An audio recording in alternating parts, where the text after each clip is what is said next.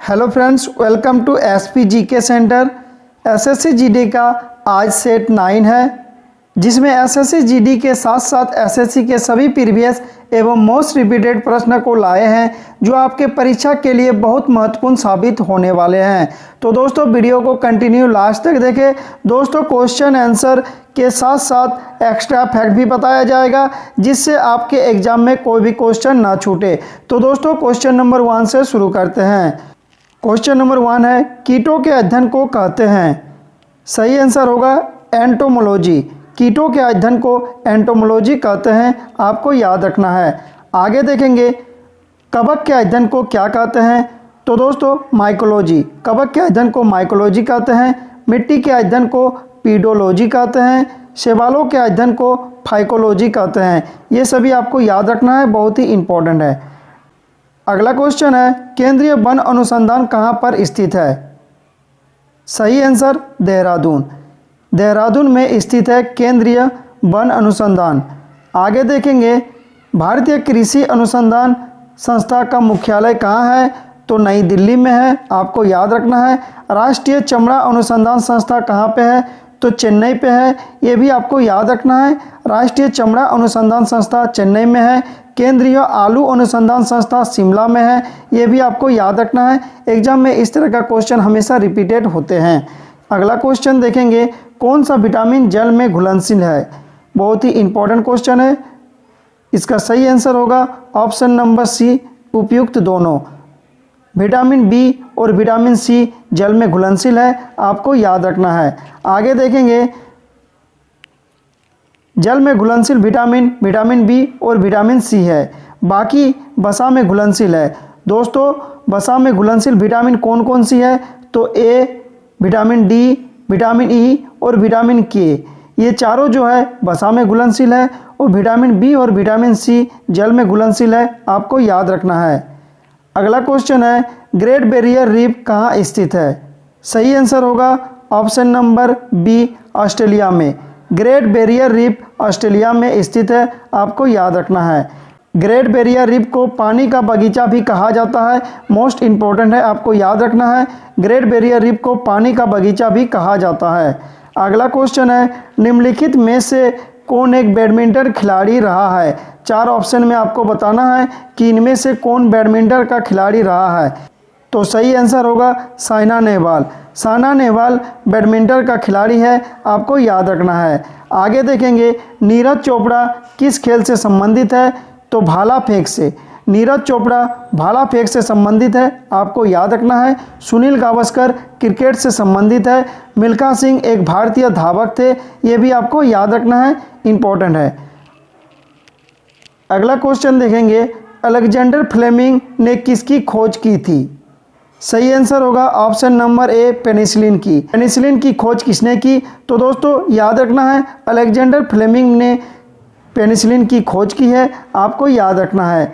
आगे देखेंगे, एक्सरे की खोज किसने की?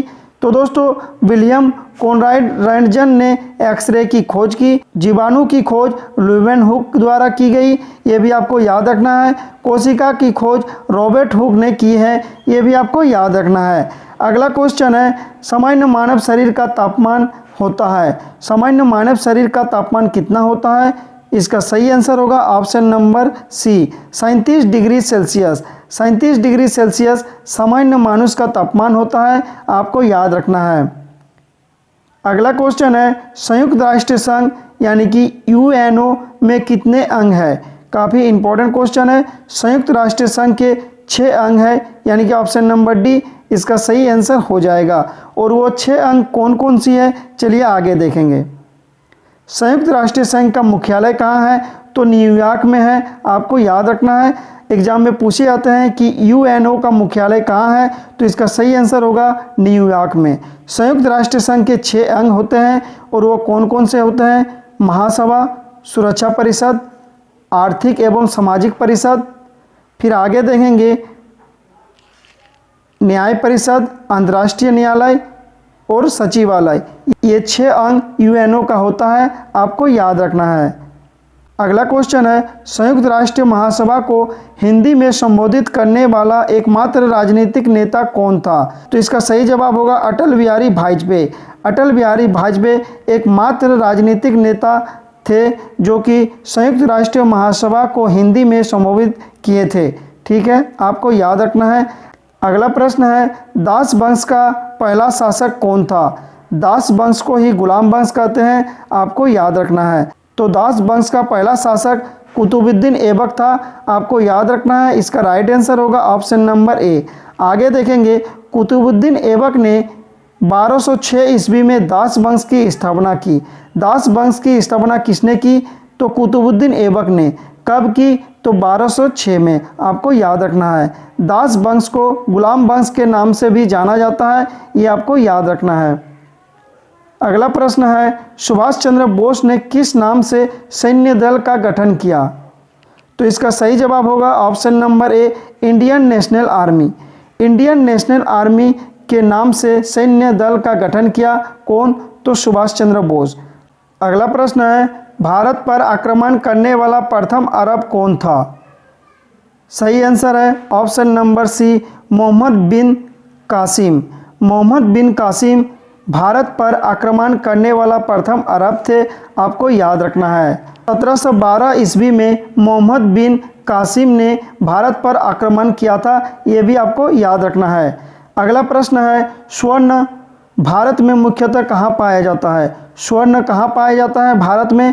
तो इसका सही जवाब होगा ऑप्शन नंबर सी, कोलार में।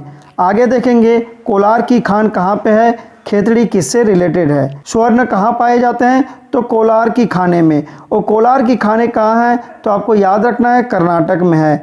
खेतड़ी से तांबा प्राप्त होते हैं और खेतड़ी राजस्थान में है, ये भी आपको याद रखना है। आगे देखेंगे, कटनी से सीमेंट प्राप्त होते हैं। सीमेंट कहाँ से प्राप्त होते हैं? कटनी से। और कटनी कहाँ पे है? तो मध्य प्रदेश में है। पन्ना से हीरा प्राप्त होते हैं। इंपॉर्टेंट क्वेश्चन है, पन्ना से क्या प्राप्त होता है? तो हीरा प्राप्त होता है। और ये कहाँ पे है? पन्ना मध्य प्रदेश में है, ये भी आपको याद रखना है। अगला प्रश्न है, निकट दृष्टि दोष का संबंध किससे है? तो सही जवाब होगा ऑप्शन नंबर डी, आँख से। निकट दृष्टि दोष का संबंध आँख से है, आपको याद रखना है। आगे देखेंगे, निकट दृष्टि दोष में कौन सा लेंस का उपयोग किया जाता है? तो दोस्तों, निकट दृष्टि दोष में अवतल लेंस का उपयोग किया जाता है, आपको याद रखना है। आगे देखेंगे, दूर दृष्टि दोष में कौन सा लेंस का उपयोग किया जाता है? तो उत्तल लेंस का उपयोग किया जाता है दूर दृष्टि में। ठीक है, अगला क्वेश्चन है, पदार्थ का परमाणु सिद्धांत किसने प्रतिपादित किया था? दोस्तों, पदार्थ का परमाणु सिद्धांत किसने प्रतिपादित किया था? तो इसका सही आंसर होगा ऑप्शन नंबर बी, डाल्टन।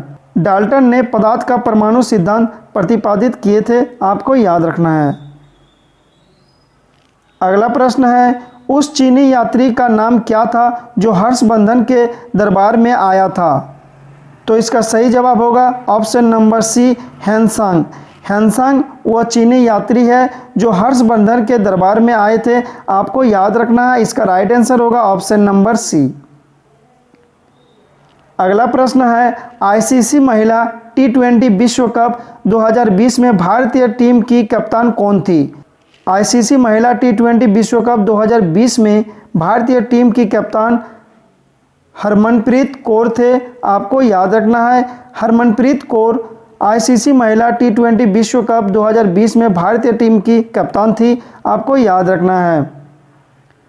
अगला प्रश्न है, स्टैनली जलाशय निम्नलिखित में से किस राज्य में स्थित है? इसका सही आंसर होगा option number A, Tamil Nadu. Stanley जलाशय तमिलनाडु में स्थित है, आपको याद रखना है। अगला प्रश्न है, राज्य और उसकी राजधानी का सही जोड़ा बताइए।